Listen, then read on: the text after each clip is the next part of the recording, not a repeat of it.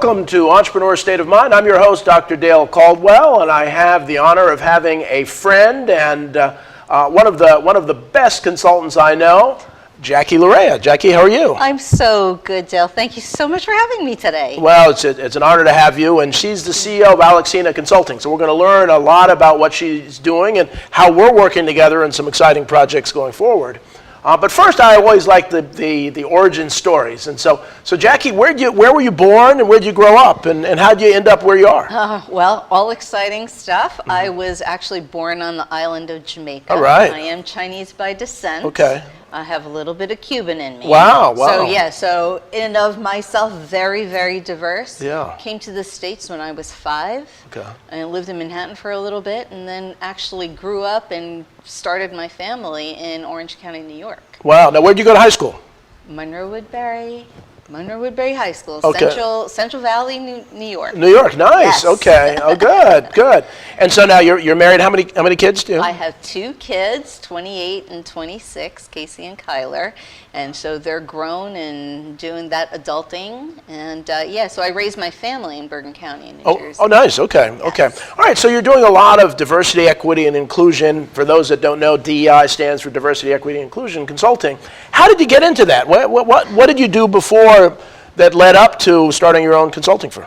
Yeah, for my entire professional career, I want to say, so 25 plus years, I've been doing diversity work. Okay. When I was the CEO of the Partnership for Community Health, I started the Multicultural Task Force because we were all about health care, and health disparities have been in existence for so long. So I started this task force to gather anyone who had anything to do with the health, well-being, lifestyle, everything of the entire community living in New Jersey. Wonderful, and wonderful. So yeah, so it's been a while in coming. So I've been in that world for a bit, but then in asking, most recently, asking corporations doing cultural competency trainings and the like, what is it that they really need to learn about? And so diversity, as you know, Dale, has become even more important in the last 18 months. So it has just been a journey for me that has been quite enjoyable and extremely a great learning experience, but very rewarding for me. And it's really just starting. I mean, this is, every companies are now starting to realize that diversity is the rule, not the exception. I was one of the first black senior manager at Deloitte Consulting, and I started a group, the Association of Black and Latino Employees, back in the 80s. And that diversity was the exception, not the rule. Now it's the rule. Virtually everybody's diverse, and so you really have to learn how to manage everybody, and you do just such a great job. One of the things I will tell the audience about Jackie, everybody I meet says Jackie's the most wonderful person in the world. I have, most people say, oh, she's nice, but it would say, about somebody, but everybody is effusive about Jackie, so you have some magic that works real well. And so what is it unique about your practice as you're working with a lot of different folks that people really, really love working with you? What it is, Dale, I believe, I'm not quite sure, but this is what it is. Every day I bring my true self to the table. Good. And sometimes there is a rawness and an authenticity that comes out, and a vulnerability. And I think that is what we as human beings are not used to seeing in other people. It's like, oh, she's really touching on something sensitive in and of her own world, so maybe it's okay that I do it. And that, I think, is what the magic ingredient is, and something that I have vowed to myself professionally and personally. I will never stray from that. Well, that's a great point, because I think there's so many people who feel trapped, that they can't talk to anybody, they can't open up. They are, of all races and backgrounds and genders and sexual orientation, and to create a safe space where people are comfortable to be themselves. And I think by you being yourself helps other people become themselves in an environment that oftentimes, I really hate the celebrity culture where everything's supposed to be perfect and rich and good looking and all this stuff, instead of the warts of real life, right? And so I think we do that. And so talk to me about If you are consulting to some of we have big businesses and medium and small businesses watching the show and individuals. What advice would you give folks as they're thinking about, well, what is diversity? How do I begin this journey of really trying to maximize the effectiveness of my diverse team? So I think the absolute first thing, regardless of who you are, is ask your team what they believe diversity is. And then after that, what do they believe is the most important thing of themselves that they want to bring to work? Right. Because that is the only time, and by the way, ask them. But the more important thing is to listen to them, respond to their responses, and then keep asking the question. Right. Because in today's day and age, we're changing by the second. Yes. It seems that, you wake up in the morning, you turn on the news, and you're like, okay, what is my life going to look like today? Because it changes. I think that is the most important thing that a company, leadership, regardless of who you are, ask your colleagues, ask your people, what is it about you that you need to bring to work to be your absolute best self? Because when you're your best self, you bring goodness to the company, and that will only result in goodness all around for our clients and for our customers. I think that's really a brilliant point. I think another challenge people have is they think diversity is black and white. Diversity is just one thing, and so I don't need to do that. I have black friends or I have white friends, and so I'm okay. But it really goes beyond that. And so talk a little more about what that means, what true diversity really is all about. So in the beginning of most of my sessions, I have my whoever's attending define what they believe diversity is. Oh, wonderful. That's a great way to start. Yeah, because everyone's interpretation is different. Right. And it is the word diversity is being used so much that the definitions are going to change. So that is how I start the sessions. And from that's what lays the groundwork. Because, especially since COVID started, diversity could mean, we're both working from home.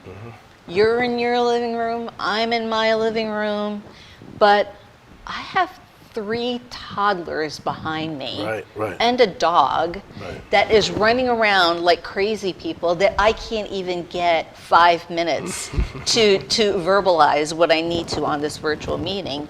You are a bachelor, you live alone, you're in peace and quiet. That's diversity. Right, exactly. Right? Exactly. What does my life look like? What makes up me? That's what diversity is. And it could be, I wake up this morning and I'm blue. That's what's creating my diversity that day. I'm in a place where maybe I'm not so happy and not so up, but maybe an hour from now, I'm good. I'm smiling, I'm ready to go. It changes by the second. And that is, I think, the most key thing to diversity. Where are you right now? And I build on that too, as I've mentioned a few times on the show, that I wrote this book on influence called Intelligent Influence, and that people are products that are influencing. And people who are different are much more interesting. Their influencer is different. So often we hang around with people just like us because it's more comfortable. But I challenge my group to say, find somebody you don't know or even don't like, and find out their influences, find out who they are. And if you do that enough, it becomes incredibly interesting. You seek out those folks. I mean, you and I obviously do that, but so many folks are scared or of different. And so now, how do you help people come over? And that's what we're dealing with in society now around the world. Is that different? People watch a certain TV station and there's different TV stations, and they have completely opposite views about virtually everything. Whether it's vaccines or politics or religion or whatever. And so, how do you deal with those kinds of battles? So one of the sessions that I've created, I call "Come Share Your Voice," embracing curiosity and uncomfortableness. Nice. Right. So right off the bat, everybody at the table, we're going to get uncomfortable. Good. But that's okay. We're going to get there together. Good. With the hope that we're going to get a little less uncomfortable together. But what I find, and I find this with me, every day you try to learn something new. Things that, you say, go talk to someone you don't like. Well, you're not really going to approach someone and say, I don't really like you. Right, I right, really right, want to right, get to right. know you. The approach is, I don't really understand you. Right, right. So help me understand you, and then I'm going to share something about me that you may not know. Right? When we do that, when we kind of let that guard down and show lack of knowledge or lack of appreciation to somebody, but preface it by saying, I just want to learn, this is how I believe we are going to, as a community, get to learn and know and appreciate each other better. Absolutely. And I think that really is a great way to approach it. So now, if as you begin to talk to companies that call you up and say, Jackie, I don't know if we want to do this, what do you say to them? How do you convince them that this is really, really an important investment of their time and money? So I think you have to talk whatever that company's language is. Right. But I cannot think of a single person, single CEO, a single leader that doesn't understand retention, Right. customer, employee, client satisfaction, and just happiness. More than just contentment. We want to be happy, right? I think when you speak to where they are truly affected as a leader, that's when you're going to get someone to say, okay, yeah, we could use a little help there. We could use a little help there. Yeah, and just the plain question, what is it that's keeping you up at night? What is it that is preventing you and your company and your staff of employees to create the best place to work? And that's when they start to think, well, you mentioned that. I'm really concerned with X. All right, well, let's talk about that. Let's see what might work for you with your organization, with your company, to say, what can we do together to try to fix this? Wonderful. Well, we're about halfway through the show, and we're going to take a break now. When we come back, I want to talk about some of the particular challenges that you've seen as you've gone through this, 20 plus years of doing this. So we will see you right after the break.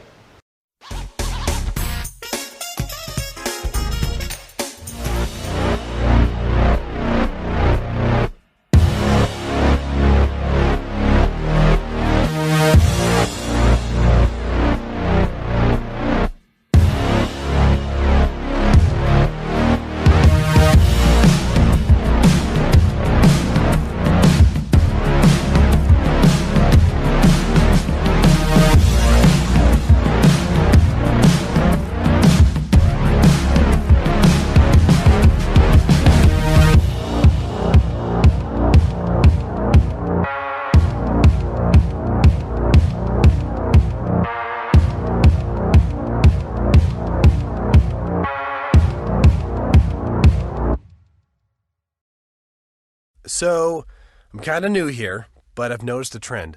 My human does this funny thing where she goes around and gets all my toys, and then she hides them in that basket by the door. But it's always the same basket, and it's always in the same place. And then she acts so surprised when I find them, but, she's putting them in the same basket. Again. It's like, hello, that's where you put it last time. You were the worst at hide and go seek.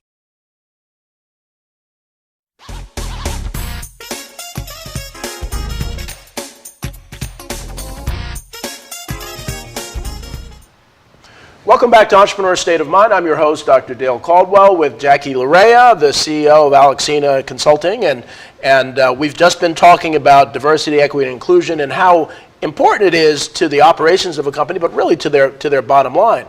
Jackie and I, as many of you know, I'm the executive director of the Rothman Institute of Innovation and Entrepreneurship at Fairleigh Dickinson University, but I'm also chairing the President's Diversity, Equity, and Inclusion Advisory Council, where we are really looking at every issue related to diversity in the university, and we just won a grant from the state of New Jersey, which was funded from the federal government, to really take this to another level at FDU.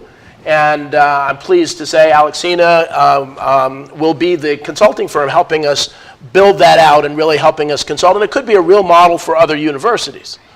Because so often, I can almost tell sometimes if people went to college or not. And not because of how smart they are, but their sensitivity to diversity. College is one of the best ways for people to interact with people they otherwise would never interact with. And so I can see when someone just went to a high school that really was monolithic and are very xenophobic in their views, oftentimes they didn't go to college. And so, but because of that, there are challenges. This is the first time. And so as you look at something like a university setting, you know, what do you think are some of the issues that you might find at a university that universities really have to pay attention to? Oh, gosh. There are quite a number, and I have to commend FDU on taking on this initiative because it's a brave step and it's rare, Yeah, right? it is rare. If there are beating hearts on your campus, whether you're administration, faculty, student, family of student, family of all the employees, you have got a diversity opportunity that you need to build on, that you need to acknowledge, first of all, which I think FDU is doing a great job. We're on our way. But there's so many things, especially when you're talking about, you have, say your students have come to live on your campus. Your campus is their world. Exactly. If you don't set the example that this is the true world and this is how you deal with it and how you become a part of it and how you belong to it, you're going to miss a great opportunity. And because our young people are so bright, they are choosing not only universities, but they're choosing occupations that are going to offer them those opportunities to live and breathe in this diverse and world of belonging, right? Yes. So it's critical, Dale. It's critical. No, and really every university really needs to do this now. And it sets the tone for their life after college. It's one of the educational tools that will help them succeed in a very diverse world that's really becoming more and more diverse. So before we go further, so we talk about diversity, equity, and inclusion. For the audience, could you kind of define those three terms as you see them? They're different definitions, but I'd love to hear your perspective on those three words. So diversity, again, as we mentioned before, I think is a combination of everything that makes you up. Makes up an individual, makes up a group. That is diversity. And you're absolutely right. It's not just about color of skin, not just about religion. It's just about, are you a single mom? Are you an only child? Are you one of 10 children? All these things have to be taken into consideration. Equity is an interesting thing because I think a lot of people confuse equity with equality. Okay? Equity to me, and I like to use this example, is three people are going into a room. Everybody has to come out with $5. So if person one has $3, person two has $1, and person three has no dollars, as a group, everybody's got to figure out a way that all three of them can walk out with $5, right? And you know, to put it in that context, we were like, oh, right? No, that's excellent. Some people need more help than others to get to a common goal, a common place. Inclusion means that regardless of who you are, what you do, what your diverse makeup is, what you come to the table with as far as resources for equity, you're going to feel like you belong.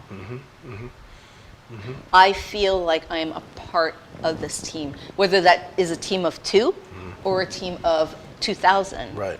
You as a company or an entity are making me feel like I belong here, that I am valued here, and that I am appreciated. Excellent. So those are my definitions. And those are excellent, very, very, very good. They're excellent definitions. And I go back to the whole influence, because what happens is so many people are influenced a certain way, and they don't quite understand or are sensitive to people being excluded, right? Or lack of equity.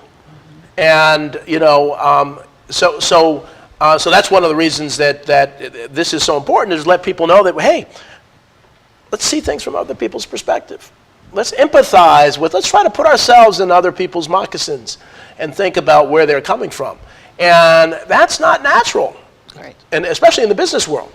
And that's part of what you do. You really help to open people's eyes to, oh, wow, I never thought, I mean, I love it when I see people saying, oh, I never thought of this from their perspective. I always thought of it from my perspective and then wondered why they didn't behave the way I did. And that's where I use the influence to say people have different influences and so on. The other thing that I'm excited about is that we're both part of this Human Advantage wonderful consulting firm that's working with largely sports organizations, and we'll be doing a training called Race to Include, where we're really helping the organizations begin this DEI process in a very open and honest dialogue. So you'll hear more and more about that. But also, before we run out of time, you're an expert in so many things, but workforce development, you have just an amazing background there, and healthcare. We could do 10 shows on Jackie Lue Raia. But talk about your workforce development passions, because that's one of my passions as well. So, particularly coming from higher ed, identifying populations that are underserved, and identifying pools of money that go unclaimed, say from the Labor Department, getting those two opportunities together and presenting to this group of people who may not consider themselves skilled enough to get a job, like entry-level job. The best scenario is that when I can get university, individual who needs job training, and labor to pay for it. And we all end up, you talk about equity, we all want to get everyone employed. So that to me is the ultimate of workforce development. Yes. Get you the skills and the self-esteem, by the way, and a strong resume that you could get yourself a great job that, by the way, is family supporting. Right. That's the key. Right, exactly. And that's been my passion. As the audience knows, my dad knew in March with Dr. King, and Saturday was the anniversary of the March on Washington.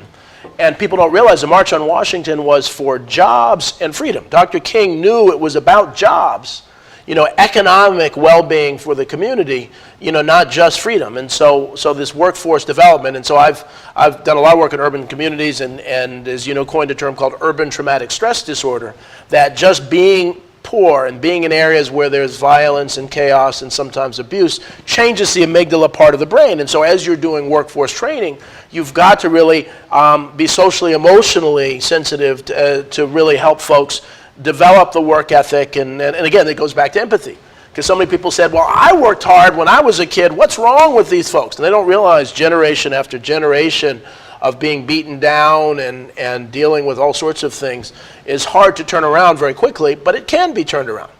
And then universities can play a role to really do the education as well as the training. And so, and you've been on part of the Bergen County Workforce Investment Board for a few years? Essex County as well. Essex County as well, Yes, okay. yes. And so people have heard the WIBs. What do they do? What do WIBs do? So primarily what they try to do is help match up employers to potential employees to seek funding and provide funding for individuals, just like we just spoke about people who are in need of funds. But one of the things, and it's all a great network of people with the endpoint of let's get everybody to work, okay? But what's interesting in listening to you, Dale, and you talk about diversity. So, in urban communities, yes, absolutely, huge need. But what about the more affluent communities? There are instances, or too many occurrences, of failed businesses, of domestic violence, of mental health issues that we too have to walk in their moccasins as well to say, what is your challenge and how can we, as providers of workforce development, help you as well? So I hit on a lot of different areas, and the workforce development boards are a great venue to do that. But talking to each and every one of the members of those boards and finding out what is it that's keeping your organization awake at night, and how can we, as consultants, as workforce development experts or job development experts, how can we help you help your clients and your members? See, and I think that's so important. And one of the best things that came out of this Olympics was the respect for emotional challenges, the respect for mental health issues. And I think that's a form of diversity that we often overlook. and it impacts all levels of society. And so we need to, that's why mindfulness has been so important, because it's been proven to really help people bring back and come back and focus. But I think as we think about diversity, we think about workforce development, we think about, it's understanding that we're all different and we're all dealing with our own diversity, and we should be celebrating that at a time when we're saying, what side are you on? Pick a side. Pick a side. Pick a side, and that's really unhealthy in so many ways. Yeah. Except if you say, I'm on my side. Right. Yeah, right? Yeah, exactly. I'm on my side. Yeah. I need to make sure that I take care of myself. But you bring up such an interesting point with mental health. That's one of those invisible diversities that if you don't have a conversation, how are you going to get to that spot where you appreciate those moccasins that that person is walking, right? So again, the getting to know somebody, asking the questions, and getting a little uncomfortable with them is okay. Right. Is okay, because you would think, oh, we're of a community or a population that says you're being really nosy. Right. But there's a way to ask questions that says, I really care about you. Mm-hmm. I just want to learn. And if you're not comfortable sharing with me, I understand that. But just know I'm here and I'm listening. Well, it's reminding more, and we're almost at the end of the show. I did a program called Invisible Wounds, a conference called Invisible Wounds at Rutgers Newark, and the idea, we had domestic violence, had veterans, and had urban trauma, and I think we need to do more and more of that as a form of diversity. So finally, we're going to close it out, but if people want to connect with you, if there are companies that said, I love what Jackie was saying, we need to talk to her about coming to our company, how do they reach you? What's your website?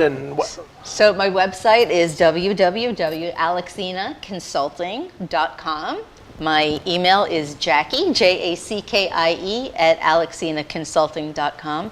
And my cell, please, it's on all the time, 551-255-6997.